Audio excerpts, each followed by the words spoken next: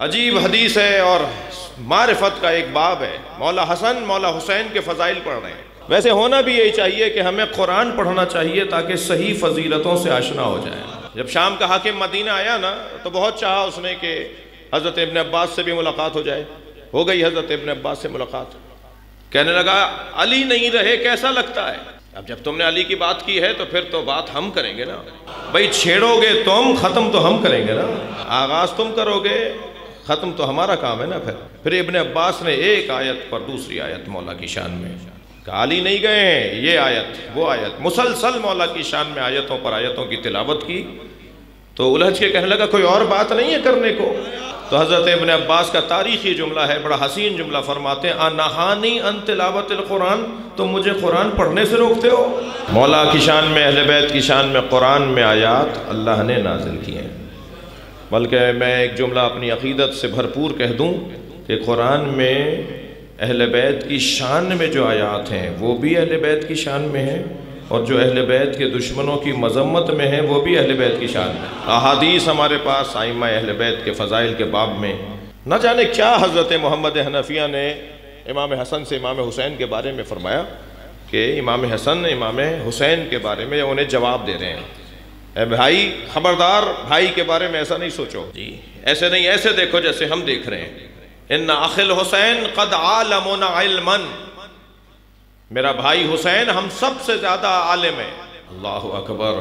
اب اس بحث میں نہیں جاؤں گا مگر کیونکہ اہل دقت بیٹھے ہیں تو وہ یہ پہلو نکال لیں گے کہ کیا امام حسن سے بھی زیادہ بڑے عالم ہیں. خود امام اپنے آپ کو شامل کر کے کہہ رہے ہیں کہ ان اخ الحسین قد عالمنا علما، ہمارا بھائی حسین، میرا بھائی حسین ہم سب سے بڑا عالم ہے. تو یہ جو دخول اور خروج کی بحث ہے نا، یہ داخلے کی اور خارجے کی جو بحث ہے، یہ ورود کی اور خروج کی جو بحث ہے، اس میں ایک مرتبہ کوئی شخص داخل ہوتا ہے اور نکالا جاتا ہے، اور کوئی شخص داخل ہی نہیں ہوتا تب بھی اسے کہا جاتا ہے کہ وہ نہیں ہے.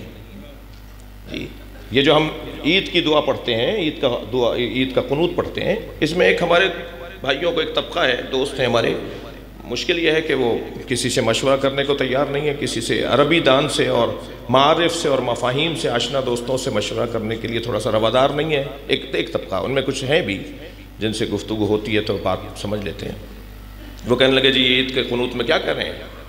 اللہم اخرجنی فی کل خیر کما ادخلنی فی کل خیر کما ادخلت فیہ محمد و آل محمد.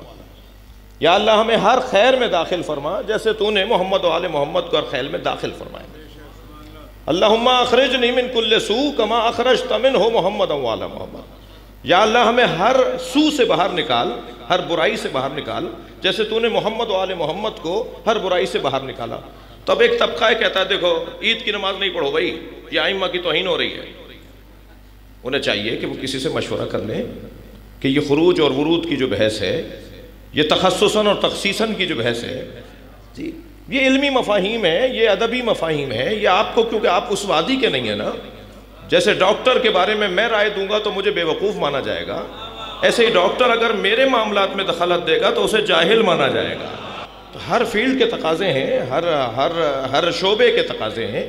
تو پوچھ لو بھائی، کسی سے پوچھ لو جا کر کہ یہ جو دعا میں کہا جا رہا ہے، دعا قنوت کے اندر جو عید کی دعا کے قنوت ہیں، تو یہ جو ہے نا کہ اللہم ادخلنی فی کل خیر کما ادخلت فیہ محمد و آل محمد، ہمیں ہر خیر میں داخل فرما جیسے تو نے محمد و آل محمد کو داخل فرمایا.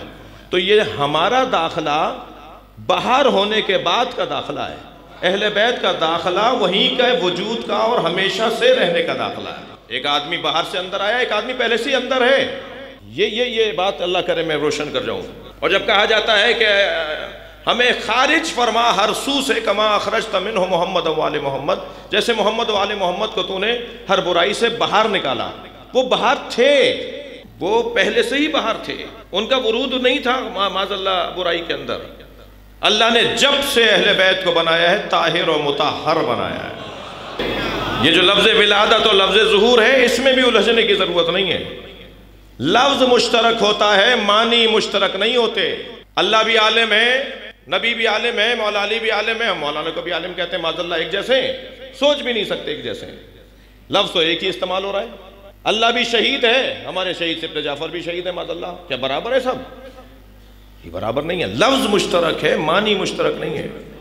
ولادت اگر حضرت عیسیٰ اور حضرت یحییٰ کی قرآن میں بیان ہوئی ہے، حضرت عیسیٰ کے لیے لفظ ولادت آیا ہے، حضرت یحییٰ کے لیے لفظ ولادت آیا ہے، میرے لیے بھی لفظ ولادت، آپ کے لیے بھی لفظ ولادت، تو دونوں برابر نہیں ہیں۔